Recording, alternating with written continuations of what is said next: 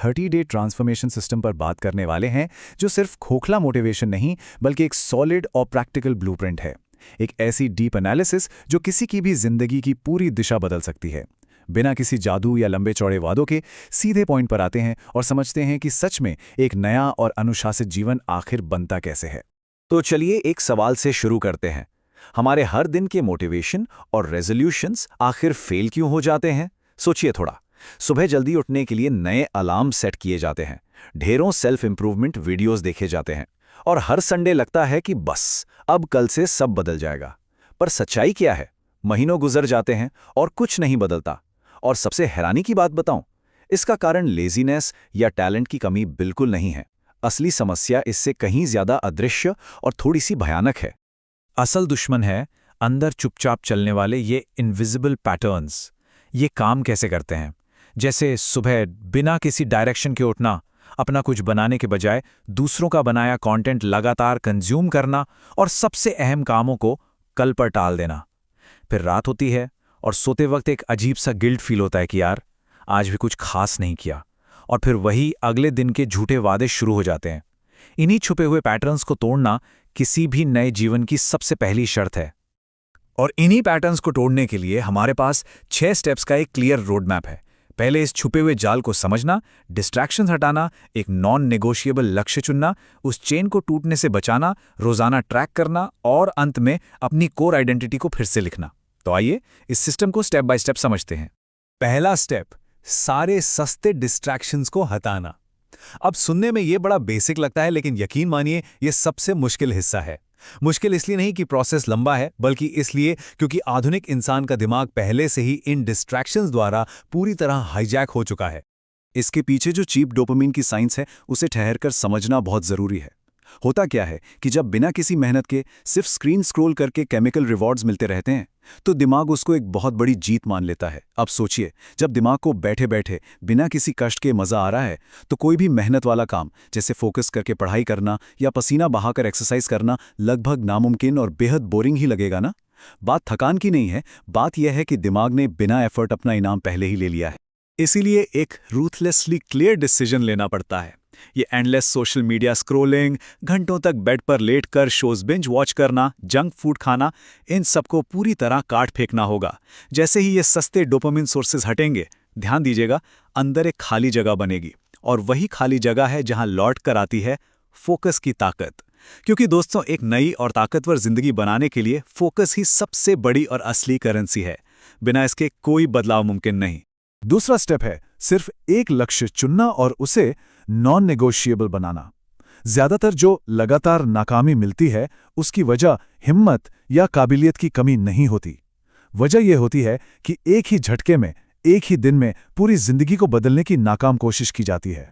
एक ही दिन में जिम भी जाना है, नई स्किल्स भी सीखनी है, किताबें भी पढ़नी है और बिजनेस भी शुरू करना है। इस ओवरवेल्म्ड अप्रोच का एक ही नतीजा निकलता है, फ्रस्ट्रेशन। बुरी तरह थककर 2 हफ्ते में वापस जीरो पर आ जाते हैं। इसकी जगह सबसे कारगर स्ट्रैटेजी ये है कि सिर्फ एक, जी हां, सिर्फ एक नॉन नेगोशिएबल गोल चुना जाए और अगले 30 दिनों तक पूरा ध्यान बिना भटके सिर्फ उसी पर लगाया जाए। याद रखिए, सबसे गहरा सच ये है कि कंसिस्टेंसी किसी मोटिवेशन से नहीं आती, बल्कि एक ठोस आइडेंटिटी से आती है। जो भी एक गोल चुना गया है, उसे हर रोज पूरा करना है, बिना किसी एक्सक्यूज के, बिना किसी एक्सेप्शन के। क्योंकि दिमाग खोखले वादों या नई कस्मों पर बिल्कुल भरोसा नहीं करता। उसे बस अनडिनाइबल प्रूफ चाहिए, जो हर दिन उस टास्क को पूरा करने से ही मिलता है। तीसरा स्टेप, और ये बहुत क्रूशियल है, कभी भी चेन ना टूटने दें। इस कॉन्सेप्ट को पूरी गहराई से समझना होगा। एक इंसान का दिमाग उतार चढ़ाव वाले टेम्पररी मोटिवेशन को फॉलो नहीं करता। वह पूरी तरह से मोमेंटम यानी रफ्तार के आगे झुकता है। जब रफ्तार पकड़ ली जाती है, तो आदत खुद ब खुद आगे बढ़ती है। क्योंकि सच्चाई यही है, मोटिवेशन किसी मौसम की तरह बदलता रहता है, लेकिन एक बार बना हुआ मोमेंटम हमेशा ठोस रिजल्ट्स देता है। चाहे उस दिन एनर्जी लो हो, शरीर में थकान हो, माइंड थकावा हो या मूड खराब हो, तब भी वो एक डेली एक्शन हर हाल में पूरा करना ही होता है। फिजिकल कैलेंडर पर बनी हुई उस चेन को किसी भी कीमत पर जिंदा रखना सबसे अनिवार्य शर्त है। पर चलिए प्रैक्टिकल बात करते हैं। रियल लाइफ में अचानक इमरजेंसीज आती हैं और ना चाहते हुए भी कोई दिन मिस हो सकता है। यहाँ एक बहुत बारीक लेकिन ज़रूरी फ़र्क समझना पड़ता है। एक मिस्ड डे सिर्फ एक इमरजेंसी है, वो फेलियर नहीं है। फेलियर तब होता है जब उस एक दिन के छूटने से हिम्मत हार ली जाए और मोमेंटम पूरी तरह टूट जाए। अगर कभी चेन टूटती है तो अगले दिन सुबह सबसे पहली और सबसे बड़ी प्रायोरिटी उसी काम को तुरंत पूरा करने की होनी चाहिए। खुद से किए वादे को वापस जिंदा करने का यही एक फिजिकल प्रूफ है। चौथा स्टेप, अपनी प्रोग्रेस को रोज ट्रैक करना। होता क्या है कि जिंदगी में काम तो बहुत किया जाता है, पर जब उसको लिखकर ट्रैक नहीं करते तो हमारे सबकॉन्शियस माइंड को वो सबूत नहीं मिल पाता जो आदतें बदलने के लिए जरूरी है। बिना ट्रैक किए दिमाग को अंदाजा ही नहीं लगता कि आखिर कितना रास्ता तय हुआ है। इसके लिए रात को सोने से पहले सिर्फ 5 मिनट निकालने हैं और खुद का आकलन करना है। बिना किसी शर्म या सेल्फ जजमेंट के बिल्कुल ईमानदारी से लिखना है कि आज क्या एक्शन लिया गया, डिस्ट्रैक्शन कहाँ हुआ और गलती से क्या सीखा गया। जैसे कहाँ फ़ोन के चक्कर में ज़रूरी ध्यान भटका या कहाँ नींद की कमी से वर्कआउट स्किप हुआ। इस रोज़ की लिखावट से दिमाग में एक ऐसी अटूट अवेयरनेस बनती है जो आगे चलकर सबसे बड़ी टीचर साबित होती है। और जब हर हफ्ते इस जर्नल का अकेले शांति से बैठकर रिव्यू किया जाता है तो सारे अदृश्य पैटर्न्स और खुद से बोले गए झूठ बिल्कुल शीशे की तरह साफ दिखने लगते हैं।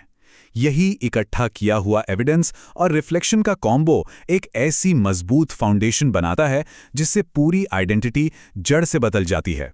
दुनिया के सारे टॉप परफॉर्मर्स चुपचाप इसी ठोस फॉर्मूला का लगातार इस्तेमाल करते हैं। अब आते हैं पांचवें और सबसे अहम स्टेप पर, अपनी कोर आइडेंटिटी, अपनी असली पहचान को वापस लिखना। अगर किसी की सेल्फ इमेज अंदर से लगातार यही चिल्लाती रहेगी कि वो इंसान आलसी या इनकंसिस्टेंट है, तो दुनिया की कोई भी नई ट्रिक लंबा काम नहीं करेगी। जब तक वो अंदर की आवाज नहीं बदलती, कोई भी 30 दिन का चैलेंज परमानेंट असर नहीं दिखाएगा। इस सालों पुरानी वीक आइडेंटिटी को उखड़ने के लिए इन 4 माइक्रो एक्शंस को पूरी शिद्दत से करना होता है। पहला, हर रात शांति से खुद को याद दिलाना कि एक डिसिप्लिन इंसान कैसा होता है। दूसरा, उन छोटी छोटी जीतों को मेंटली सेलिब्रेट करना। तीसरा, उन पुराने माहौल और लोगों से चुपचाप दूरी बनाना जो वापस नीचे खींचते हैं। और चौथा, आसपास की फिजिकल और डिजिटल जगह को पूरी तरह से साफ और क्लियर रखना। क्योंकि ये बात बिल्कुल पत्थर की लकीर है। मेसी डेस्क का मतलब ही है एक भटका हुआ मेसी माइंड।